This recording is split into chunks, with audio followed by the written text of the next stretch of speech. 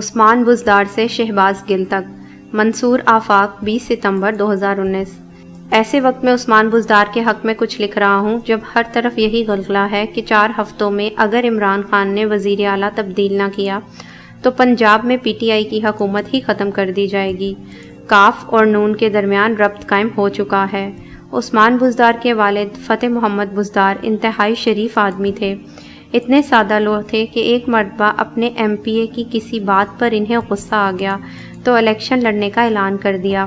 High school کے teacher تھے، اسی روز ملازمت سے استعفیٰ دے دیا اور 3 ماہ بعد الیکشن لڑ کر ایم پی اے بن گئے۔ ہارنے والا کورٹ میں چلا گیا۔ انہیں علم ہی نہیں تھا کہ ملازمت چھوڑنے کے بعد 2 سال تک الیکشن نہیں لڑا جا سکتا۔ وکیل نے کہا اب اس کے سوا کوئی راستہ نہیں کہ صدر مملکت اس قانون کو ریلیکس کر دے۔ کوششیں بہت کی مگر جنرل ضیاء الحق سے ملاقات کا وقت نہ مل سکا۔ پتہ چلا کہ جنرل ضیاء الحق عید کی نماز کے بعد لوگوں سے ملتے ہیں، سو عید اسلام آباد کرنے کا فیصلہ کیا اور مسجد میں صدر صاحب سے ملنے والوں کی لائن میں کھڑے ہو گئے۔ یوں ان کی صدر مملکت سے ملاقات ہو گئی اور وہ نااہل ہونے سے بچ گئے۔ بہت درویش منش آدمی تھے۔ ایم پی اے بننے کے بعد جب لاہور آتے تھے، پنجاب یونیورسٹی میں زیر تعلیم اپنے ایک عزیز سعید خان بزدار کے کمرے میں قیام کیا کرتے تھے۔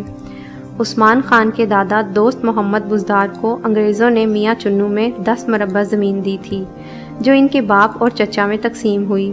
5 مربع حصے میں آئے۔ ان کے چچا اسلم خان تو مستقلاً میاں چنو ہی مقیم ہو گئے۔ ان کے باپ کے 5 مربع ان کے 5 بھائیوں اور 5 بہنوں میں تقسیم ہوئے۔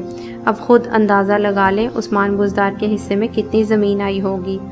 تونسا کے پہاڑی علاقے میں بھی ان کے کچھ زمین ہے مگر اتنی نہیں کہ اس پر گزر بسر ہو سکے، سو ان کے بھائی عمر بزدار بارڈر ملٹری پولیس میں جمعدار بھرتی ہو گئے۔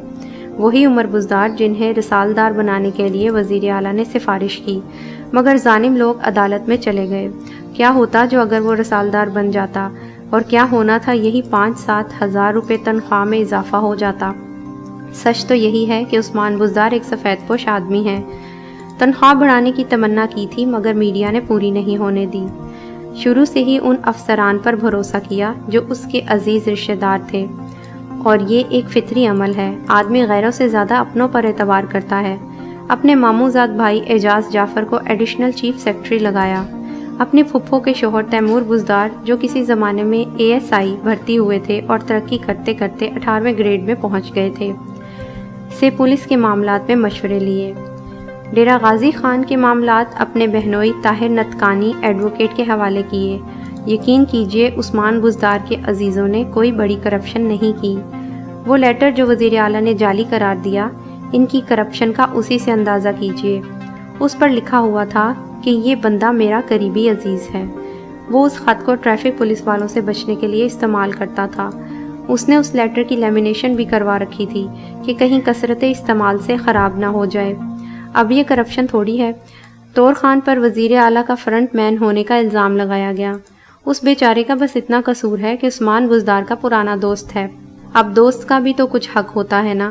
یہ الزام بھی لگایا گیا کہ وہ جب ناظم تھے تو انہوں نے گھوسٹ اسکول بنائے تھے۔ اس کی بھی خاصی تحقیق کی گئی مگر کوئی ثبوت حاصل نہیں ہوا۔ جہاں تک ڈیرہ غازی خان کے افسران کی کرپشن کا تعلق ہے تو قریبی جاننے والے کہتے ہیں کہ وہ کرپشن وزیر اعلیٰ کے نام پر ضرور ہو رہی ہے مگر وزیر اعلیٰ کے علم میں نہیں ہے۔ بے علمی کے مجرم تو خیر عثمان بزدار ہیں ہی، خود کہتے ہیں میں ابھی سیکھ رہا ہوں۔ عثمان بزدار کی تباہی میں ان کے سابقہ ترجمان شہباز گل کا بھی خاصا ہاتھ ہے۔ وہ چاہتا تھا کہ وزیر اعلیٰ کمزور تر ہو تاکہ زیادہ اختیارات اس کے پاس آئیں۔ ایک دن شہباز گل نے خود مجھے آ کر بتایا کہ آج نوٹیفیکیشن جاری ہو گیا ہے، اب میں تمام انتظامیہ کو وزیر اعلیٰ کے بہاف پر آرڈر جاری کر سکوں گا۔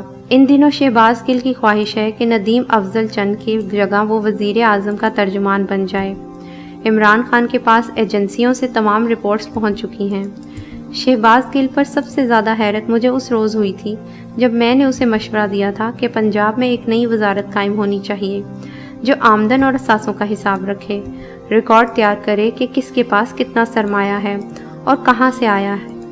یوں کرپشن سے بنائی گئی دولت پر ہاتھ ڈالنے میں آسانی ہوگی۔ تو مجھے کہنے لگا میرے بیوی بچے آئے تھے، میں نے انہیں واپس امریکہ بھیج دیا ہے، تم بھی خوابوں سے نکل آؤ۔ کچھ بھی نہیں ہو سکتا، اپنے لیے جو کر سکتے ہو کر لو۔ یہاں تو یہ حال ہے کہ وہ لوگ جو پولیس کے ہاتھوں مارے گئے تھے، میں نے ان کے ورثا کو ساہیوال سے بلوایا تھا۔ وہ سارا دن میرے پاس بیٹھے رہے۔ وزیر اعلیٰ اٹھ کر گھر چلا گیا، انہیں ملا تک نہیں۔ میں گھر اس کے پاس گیا کہ وہ صبح کے آئے ہوئے آپ انہیں مل لیں تو کہنے لگا ابھی موڈ نہیں ہے، پھر کسی دن ان کے گھر چلے جائیں گے۔ اب بتائیے کہ وزیر اعلیٰ نے کوئی غلط بات کہی تھی؟ آدمی کی طبیعت کسی وقت بھی خراب ہو سکتی ہے، ڈپریشن ہو سکتا ہے۔ پھر وزیر اعلیٰ خود ان کے گھر جانے کی بات کر رہے تھے، مگر اس نے ان کی بات سے منفی پہلو اجاگر کیا۔ نعیم الحق کے لیے بھی مشورہ ہے کہ وہ شہباز گل کے معاملے میں محتاط رہیں۔ پی ٹی آئی کے ایک اعلیٰ عہدیدار نے تو مجھے یہاں تک کہہ دیا ہے کہ پی ٹی آئی سے اس کا کوئی تعلق نہیں، وہ تو پارٹی کا ممبر بھی نہیں۔